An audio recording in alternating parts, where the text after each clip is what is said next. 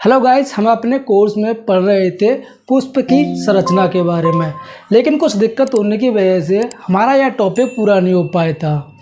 तो चलिए हम अपने इस टॉपिक को पूरा करते हैं। तो पुष्प की संरचना में मैं आप लोगों को एंड्रोसियम के बारे में बता रहा था, लेकिन कुछ दिक्कत होने की वजह से जो टॉपिक था वो पूरा नहीं हो पाया था। तो चलिए हम दोबारा से इसको समझा देते हैं। ये इस तरह की पुष्प की संरचना होती है। इसमें सबसे नीचे वाला जो हिस्सा होता है इसको हम कहते हैं पेडिसेल, और इसके ऊपर आपका जो फूल में जो ग्रीन वाला जो आपका भाग होता है, आपने देखे होगा जो पुष्प के नीचे जो पंखुड़ियों के नीचे जो भाग होता है उसको कहते हैं हम कैलिक्स, और उसकी एक इकाई को हम कहते हैं सेपल। इसके बाद में जो आपकी पंखुड़ियाँ जो होती हैं जो कि रंग बिरंगी होती हैं, आपने देखी होंगी, तो उनको हम कहते हैं कोरोला। और जब हम एक पंखुड़ी की बात करते हैं तो उसको हम कहते हैं पेटल, यानी पंखुड़ियों के पूरे चक्र को हम कहते हैं कोरोला और उसकी एक इकाई को कहते हैं हम पेटल। इसके बाद में ये जो आप यहाँ पर देख पा रहे हो इसको कहते हैं फिलामेंट, और इसके ऊपर होता है आपका एंथर यानी परागकोश। फिलामेंट और एंथर दोनों मिलके बनाते हैं आपका स्टामेन, जिसे हम कहते हैं हिंदी में पुंकेसर, और बहुत सारी स्टामेन्स मिलके बनाती हैं आपका एंड्रोसियम यानी पुमंग। जो आपका एंड्रोसियम जो होता है ये पुष्प का नरजनन भाग होता है, ठीक है।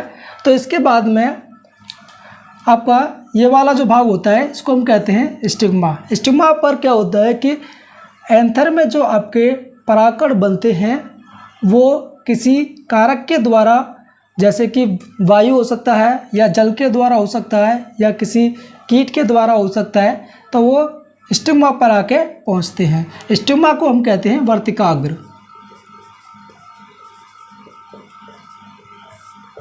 ठीक है। और ये वाला जो हिस्सा होता है इसको हम कहते हैं स्टाइल, इसको कहते हैं हम वर्तिका, ठीक है। और इसके नीचे वाला हिस्सा जो होता है इसको हम कहते हैं अंडाशय, ठीक है, ओवरी कहते हैं, ठीक है। तो ये वाला हिस्सा हो गया आपका स्टिग्मा, स्टाइल और ओवरी। अब स्टिग्मा, स्टाइल और ओवरी तीनों मिलके बनाते हैं आपका कार्पल। कार्पल कहो इसको या फिर इसको पिस्टिल कहो, पिस्टिल यानी स्त्री केसर। और बहुत सारे कार्पल मिलके बनाते हैं गाइनोसियम। और जो गाइनोसियम जो होता है ये पुष्प का मादा जनन भाग होता है, ठीक है। इसमें क्या होता है कि जो आपका परागकण जो होते हैं, परागकण यहाँ पर ओवरी में आके जब वो फर्टिलाइजेशन करते हैं तो यहाँ पे अंड कोशिकाएं होती हैं, ठीक है। तो ये निषेचन वगैरह जो होता है इसको हम आगे बढ़ेंगे। तो उम्मीद करता हूँ आपको यह जो संरचना है पुष्प की ये बहुत अच्छी तरीके से आपको समझ में आ गई होगी। तो चलिए इसके बाद में अब हम देखते हैं जो पुष्प के बारे में, तो अब क्लियर हो गया होगा आपको, बहुत अच्छी तरीके से समझ में आ गया होगा। तो इसके बाद में हम देखते हैं अब अपना नर जनन वाला भाग यानी एंथर के बारे में। सबसे पहले हम देखेंगे एंथर के बारे में, यानी जो परागकोश होती है उसकी स्ट्रक्चर क्या होती है, इसमें क्या लेयर्स होती हैं, इसमें जो आपकी एपिडर्मिस होती है, एंडोडर्मिस, मिडल लेयर वगैरह, और टेपिटम होता है। तो इनके बारे में देखेंगे। कभी कभी ये पेपर में आ जाता है, कभी कभी जब मोस्टली आपका पूछा ही जाता है, तो ये इम्पोर्टेंट मान सकते हो इसको, इस टॉपिक को। तो चलिए हम देखते हैं इस परागकोश के बारे में। तो चलिए अब हम देखते हैं एंथर के बारे में, यानी परागकोश। आपका जो परागकोश जो होता है कुछ इस तरह से मैंने आप लोगों को दिखाया था।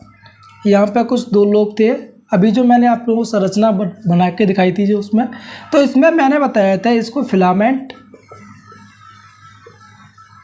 ठीक है, और इसको मैंने बताया था एंथर, ठीक है। ये मैंने बताया था आपको, और ये दोनों मिलके क्या बना रही थी आपकी स्टामेन, यानी जो आपका पौधों में जो फूल होते हैं, फूलों में जो आपका नरजनन जो भाग होता है वो क्या कहलाता है, वो स्टामेन। और बहुत सारे स्टैमेन्स मिलकर क्या बनाते हैं आपका एंड्रोसियम। ठीक है, ठीक है। तो ये होता है आपका नर जनन वाला भाग पुष्प में। तो पढ़ेंगे हम अब एंथर के बारे में। देखो एंथर में आप लोग यहाँ पर देख पा रहे होंगे, इसमें 2 लोब होते हैं ये। तो इस तरह से मैं यहाँ पर दिखाता हूँ इसको कुछ तरह से, और कुछ।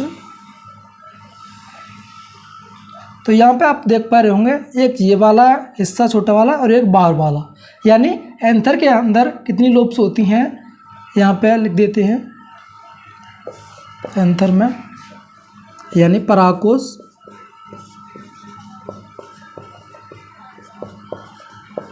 परागकोश में 2 पाली होती हैं। ठीक है, यहाँ पे आप देख पा रहे होंगे 2 पाली होती हैं और प्रत्येक पाली में 2 चैम्बर और होते हैं, और प्रत्येक पाली में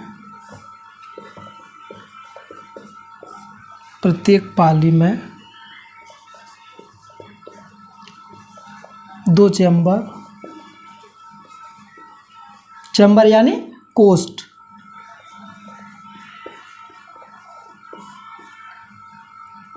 चैम्बर होते हैं। ठीक है, और देखो पाली जो होती है इसको लोब भी बोलते हैं। ठीक है, तो एंथर के अंदर कितने लोब होते हैं?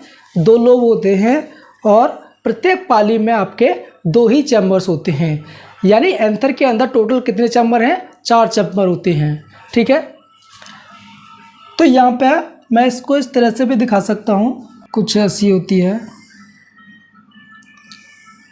ये इधर और ये इधर। तो इसमें 4 लोब आपको दिखाई दे रहे हैं। देखो 2 तो इसमें इस तरह से पाली, और प्रत्येक जो पाली है उसमें आपके 2 चैम्बर हैं, एक ये वाला, एक ये और एक ये। इसी तरह से ये जो आपकी दूसरी पाली है इसमें भी आपके 2 चैम्बर हैं। ठीक है, तो इस तरह से इसमें कितने चैम्बर है? टोटल 4 चैम्बर होते हैं। और आपका जो प्रत्येक चैम्बर होता है इसमें एक आपका माइक्रोस्पोरेंजिया होता है। क्या होता है? माइक्रोस्पोरेंजिया होता है। तो इसको कहेंगे स्पोरेंजिया। तो इसमें आपके टोटल 4 स्पोरेंजिया होते हैं। ठीक है, और इन स्पोरेंजियस में आपके जो परागकण जो होते हैं, यानी जो पोलन ग्रेन जो होते हैं, उनका इसमें निर्माण होता है। ठीक है, तो ये आपका होता है एंथर के बारे में। लेकिन एंथर की टीएस किस तरह से दिखाएंगे हम, यानी इसमें जो आपका एपिडर्मिस, एंडोथीसियम, टेपिटम जो लेयर्स होती हैं उनको किस तरह से हम दिखाएंगे इस छोटे से हिस्से को काट के, तो उसके बारे में देखते हैं। और किस तरीके से इसमें जो लेयर्स होती हैं उनका डेवलपमेंट होता है। ये भी सवाल कब बहुत बार पूछा गया है कि जो परागकोश की जो अनुप्रस्थ काट में जो आपकी जो विभिन्न जो लेयर्स पाई जाती हैं वो किस तरह से विकसित होती हैं, यानी उनका विकास कैसे होता है, आपका जो परागकोश है उनका विकास कैसे होता है, ये भी बहुत बार बोर्ड में पूछा जाता है। तो उसके बारे में हम भी देखते हैं। अब हम देखते हैं परागकोश का डेवलपमेंट, यानी जो परागकोश होता है उसका डेवलपमेंट कैसे होता है। तो यहाँ पे सबसे पहले एक सेल्स होती है हाइपोडर्मल सेल और एपिडर्मिस। जब परागकोश यंग अवस्था में होता है तो उस अवस्था में यहाँ पे इसमें केवल 2 ही सेल्स होती हैं। एक तो हाइपोडर्मल सेल, यहाँ पे जो आप अंदर वाली जो देख पा रहे हैं ये सभी कैसी होती हैं? हाइपोडर्मल सेल होती हैं। और जो सबसे बाहरी जो आप लेयर यहाँ पर देख पा रहे हो इसको कहते हैं हम एपिडर्मिस। ठीक है, तो बाहर वाली है तो इसका मतलब है एपी। एपी जहाँ पे भी लगा हो तो इसका मतलब होता है कि बाहर वाली। ठीक है, तो इसमें 2 सेल्स होती हैं, एपिडर्मिस और हाइपोडर्मल सेल। हाइपोडर्मल कौन सी होती है? अंदर वाली। होता है कि जो अंदर वाली जो सेल्स होती है हाइपोडर्मल सेल, हाइपोडर्मल सेल विकसित होती है तो ये चारों जो कोने होते हैं, यानी जो चारों जो परागकोश के चैम्बर्स होते हैं अब उनमें अलग अलग दिशाओं में बढ़ जाती है और चारों जो चैम्बर्स होते हैं उन पर एक एक पहुंच जाती है। और बीच में आपका एक जो आप यहाँ पर देख पा रहे हो, ये एक कंडक्टिंग टिश्यू बन जाता है। ठीक है, तो अब इस जो सेल बनती है, अब यहाँ पे इसको हम कहते हैं आर्चिस्पोरियल सेल। ठीक है ना, तो हाइपोडर्मल सेल विकसित हुई और किस में कन्वर्ट होती है फिर ये आर्चिस्पोरियल सेल्स में। इसके बाद में आर्चिस्पोरियल जो सेल्स होती है ये आकार में बढ़ती है, डिवाइड करती है और डिवाइड करने के बाद में 2 सेल्स में कन्वर्ट होती है। यहाँ पे जो आप बाहर वाली जो देख पा रहे हो, ये वाली इसको कहते हैं प्राइमरी पैराइटल सेल्स, यानी प्राथमिक भित्ति कोशिका। और जो आप अंदर वाली जो देख पा रहे हो, इसको कहते हैं प्राइमरी स्पोरोजीनस सेल्स, यानी प्राथमिक बीजाणुजनक कोशिका। अब ये जो प्राथमिक भित्ति कोशिका है, ये आपकी जो पराकोश में जो लेयर्स होती हैं उनका डेवलपमेंट करता है। जैसे कि एपिडर्मिस तो होती है इसके अंदर, लेकिन एपिडर्मिस के बाद जो आपका एंडोथीसियम आता है, टेपिटम लेयर्स आती है और मिडल लेयर आती है। तो इनका विकास कौन करता है? ये प्राइमरी पैराइटल सेल्स करती है। इसके बाद में जो आपकी प्राइमरी स्पोरोजीनस जो सेल्स होती है, ये आपकी जो माइक्रोस्पोरोजीनस जो मदर सेल्स होती है उसका निर्माण करती है। ठीक है, तो यहाँ पे आपकी टोटल कितनी इसमें लेयर्स होती हैं? 4 लेयर्स होती हैं। पहली होती है आपकी बाह्य त्वचा,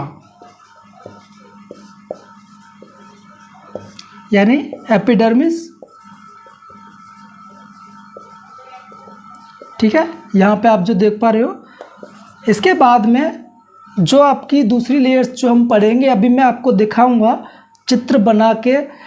तो दूसरी लेयर्स होती है आपकी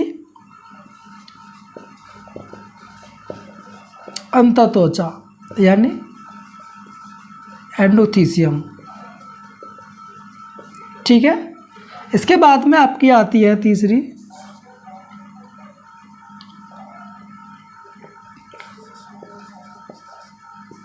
इसके बाद में आती है आपकी मध्य परत,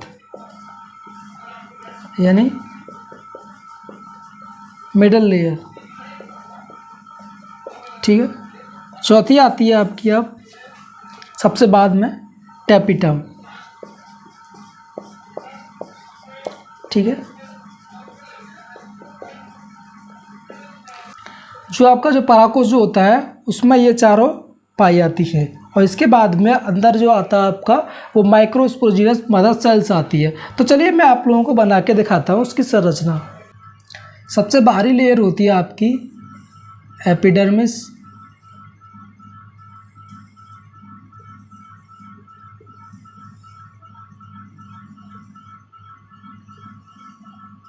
ये एपिडर्मिस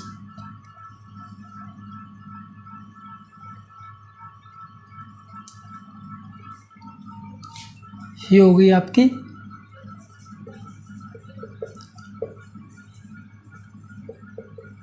एपिडर्मिस। इसके बाद आता है आपका इसमें